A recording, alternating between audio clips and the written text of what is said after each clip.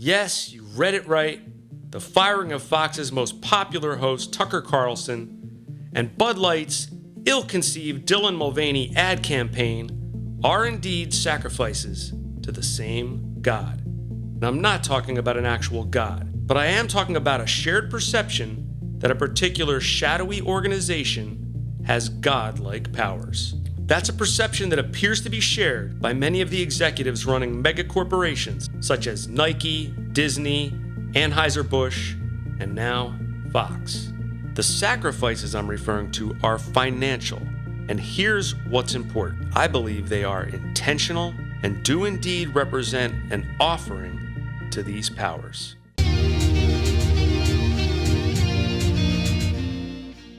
Hello everyone, I'm Scott, this is Shadow Wreckardz. If you find yourself enjoying this content, please hit that like button, it really helps me grow the channel. Let's dive into this.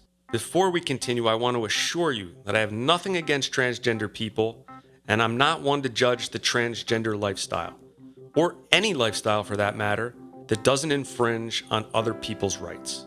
Okay, let's move on. Tucker Carlson was Fox's most highly rated host by far.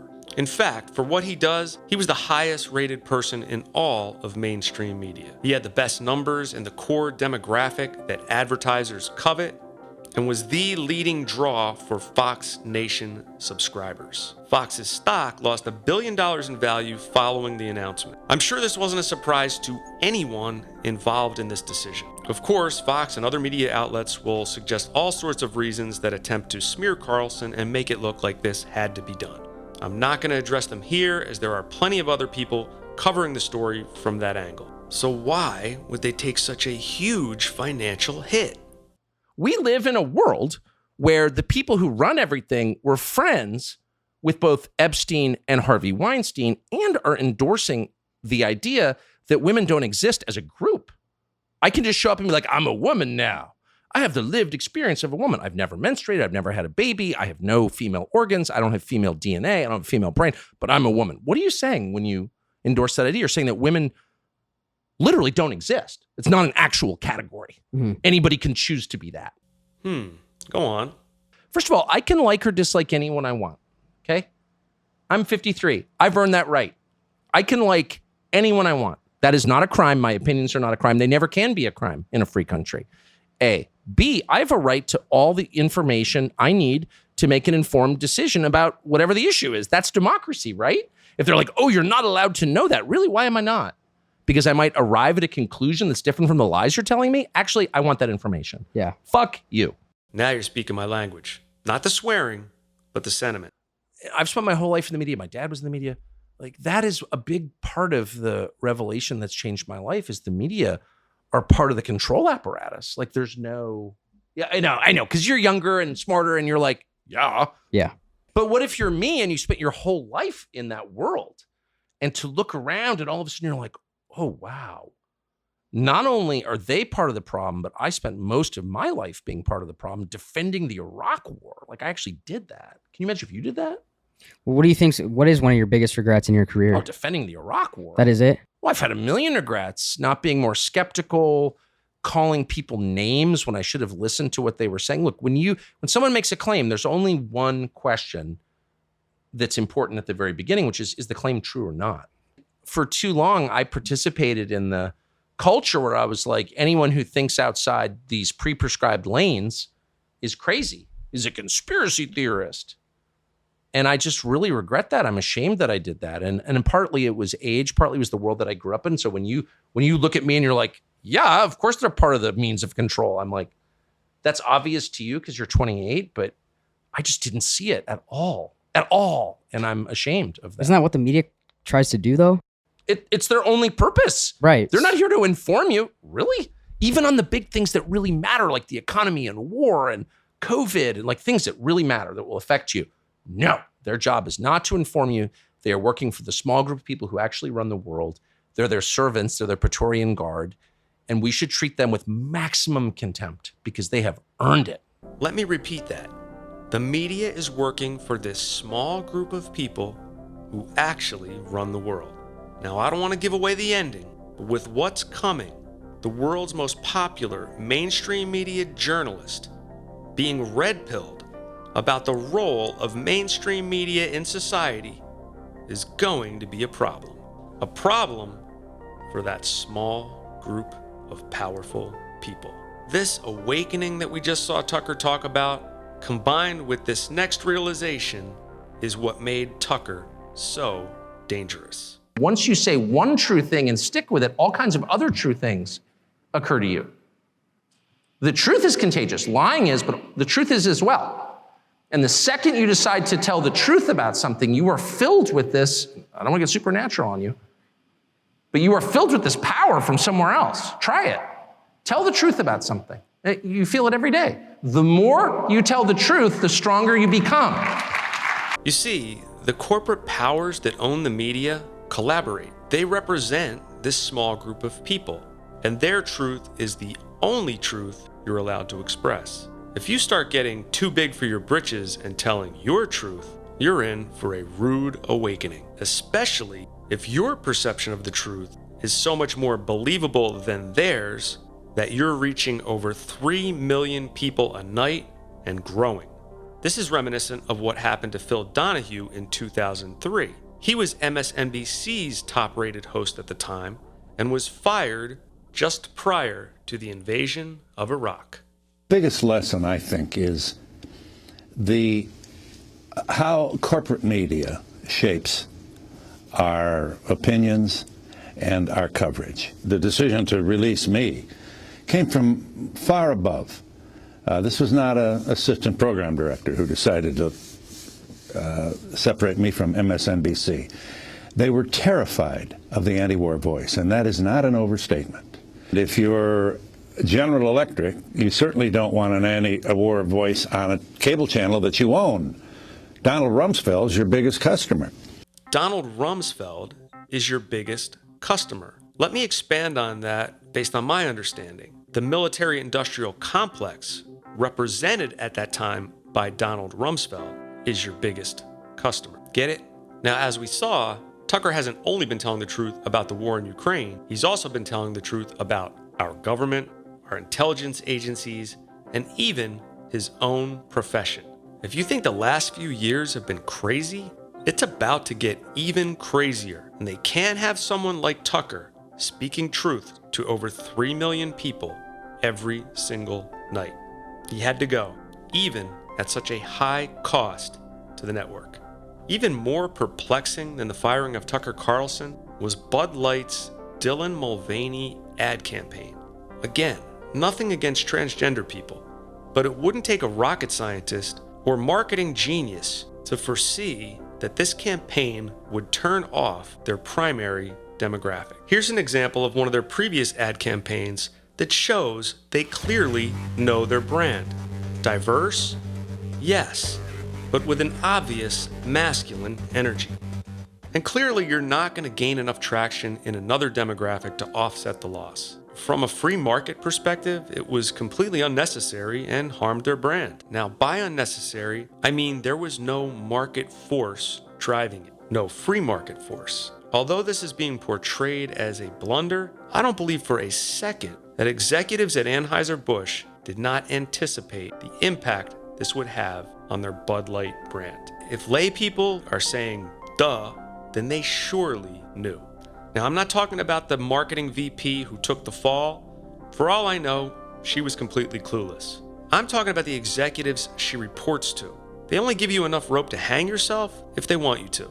And again, why would they take such a big financial hit? It's been astonishing to see so many corporations acting against their own financial self-interest. This is a phenomenon I've only noticed in the past few years. Historically, corporations do not make maneuvers that shrink their market, even if they think it's for a good cause. Profit is their North Star, and hopefully they pursue it ethically and legally. Now, we know that hasn't always been the case, but I don't want to digress. We've seen similar market shrinking moves by Disney, Nike, Anheuser Busch. I could go on. Now, many have noticed this trend, but attribute it to a miscalculation by out-of-touch corporate executives. The popular phrase is, go woke, go broke. But come on, All of a sudden, after so many years of flawless marketing and brand building, we're seeing corporation after corporation make these grave miscalculations. Coincidence? I don't think so. Stuff like this doesn't just happen. There are forces driving everything. If those forces weren't free market forces, then where did they come from? What could they know about the future that would reframe these financial sacrifices as long-term investments? Wait, I think I recall something about... Well, the Great Reset. A great reset. The Great Reset. The Great Reset. It's a great reset. We are now the subjects of the so-called Great Reset. The Great Reset.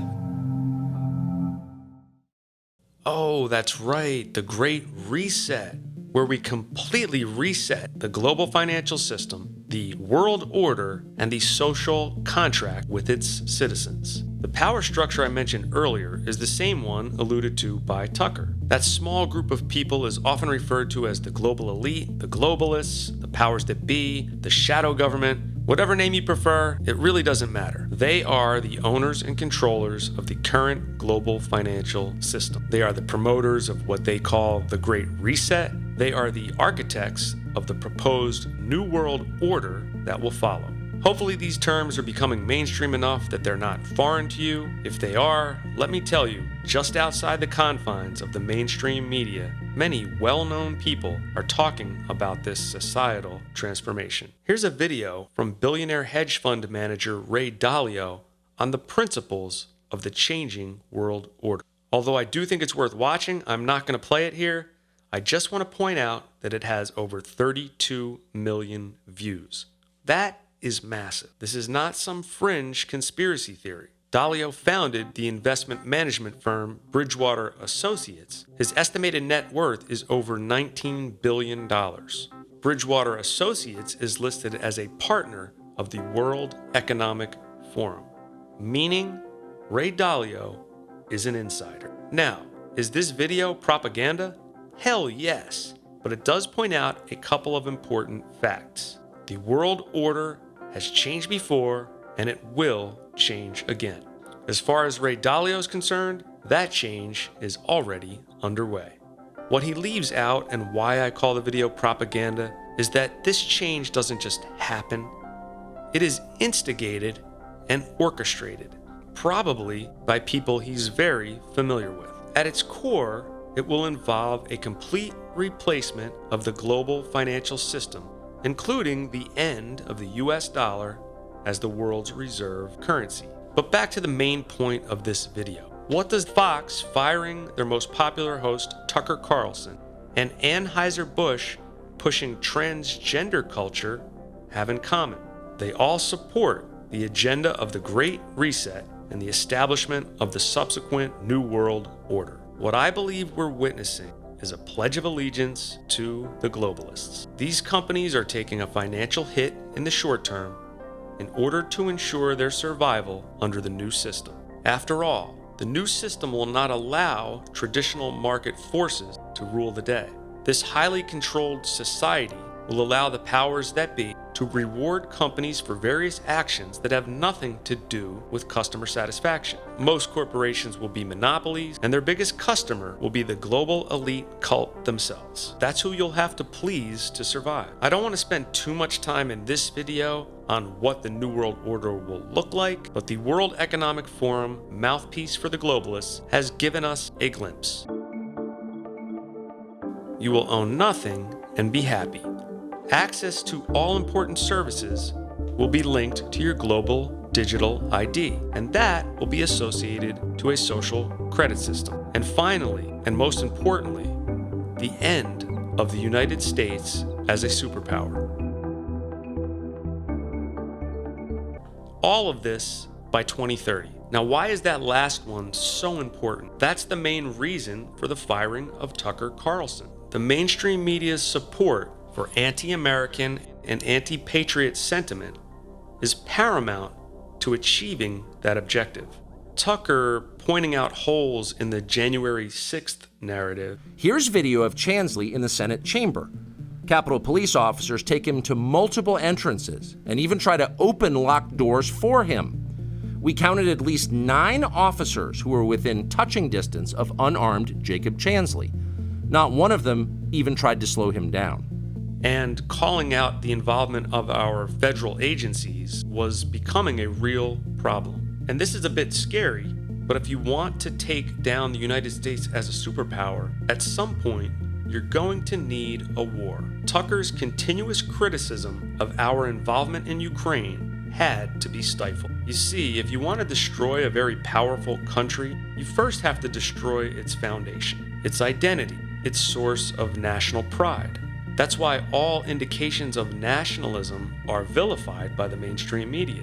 Like Tucker before his awakening, most people in the media don't even realize what they're doing. They're simply following the direction of their leadership without much thought. The answer to this next question is where it gets weird, and for some, perhaps a bridge too far. How does the promotion of transgender culture fit into the New World Order? That's a complex topic. I realize this is a sensitive topic, a controversial topic, but all I can do is tell it like I see it. The transgender agenda is like a multi-purpose tool for the globalists. One, it aids them in their effort to limit population growth. This is one of their main objectives. If taken as far as they would like it to be taken, this could result in the sterilization of millions of children in the name of gender-affirming care. If you notice, a lot of the more powerful people and organizations advocating for this also advocate for abortion rights. Almost the entire Democratic Party, for instance. Now think about that. Abortion rights are usually framed as a women's rights issue. But how could you support abortion in the name of women's rights, but then also support transgender-related legislation that clearly infringes on women's rights, allowing biological males to compete in and dominate women's sports? From nationalworld.com. Transgender cyclist Austin Killips wins Tour of the Gila and will take home the $53,000 prize. Change in women's bathrooms, go to women's prisons. From foxnews.com. New Jersey transgender woman transferred from women's prison only after impregnating 2 inmates. Be hired for women's bra commercials. Yep, that's Dylan again. And be nominated for Woman of the Year awards? Trans swimmer Leah Thomas nominated for NCAA Woman of the Year award. Talk about making a mockery of women's rights.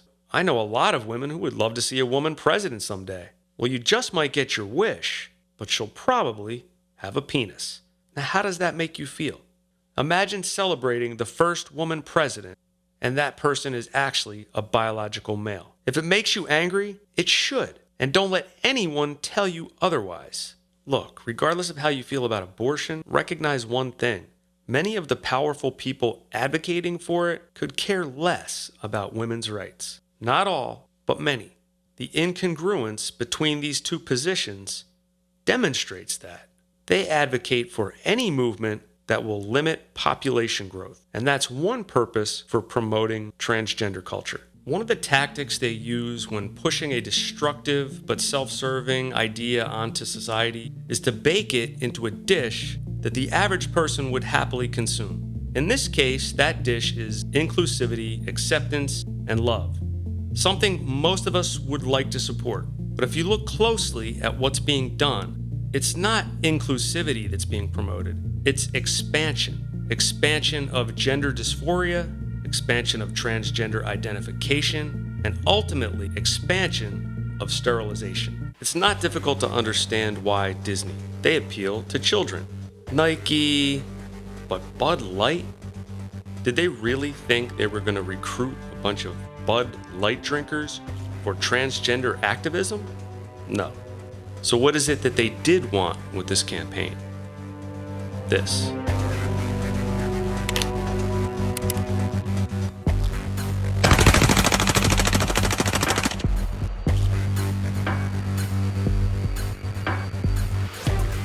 Bud Light, Anheuser Busch.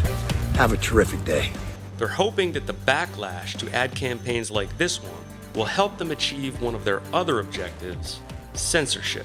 One of their favorite foot-in-the-door techniques to stomp out free speech is what they call hate speech. It starts with the idea that we should ban Holocaust deniers and ends with making it illegal to question gender-affirming care for minors. I believe a more long-term objective is to get our younger generation prepared for transhumanism. Basically, it's the merging of our physical bodies with machines.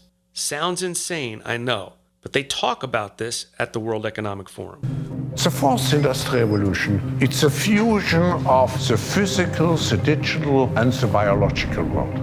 It's changing not only what we are doing, it's changing who we are. Think about the essence of the transgender message. Your physical body has nothing to do with who you are. Got ovaries? Means nothing. Breasts, a penis, probably a big mistake. Nature cannot be trusted. But don't worry, we can fix it. If this idea is accepted by the younger generation, merging with machines will be an easy transition. There's a lot more I could get into regarding this, but too much to cover here, so let's move on. And finally, and this is the most subtle, it does what you must always do if you're planning to radically transform a society. It destabilizes it. It renders people ungrounded. A grounded person is not easily transformed. A grounded society is not easily transformed. If you no longer know what a boy or girl is, or you're afraid to say, you're no longer grounded. If you're using plural pronouns to refer to singular people, you're no longer grounded. This is the 2 + 2 = 5 that Orwell's 1984 warned us about, and we're seeing it everywhere. If you're not sure whether it's better to be controlled or free, then you're no longer grounded. If you're confused about whether it's good to be given information or shielded from it, you're no longer grounded. If you have second thoughts about waving the flag of the country you're a part of, you're no longer grounded. That's how I see it, my friends. Please leave a comment. I'd love to know what you think about all of this. Subscribe to the channel if you haven't already. Be the light that wrecks the shadows. See you soon.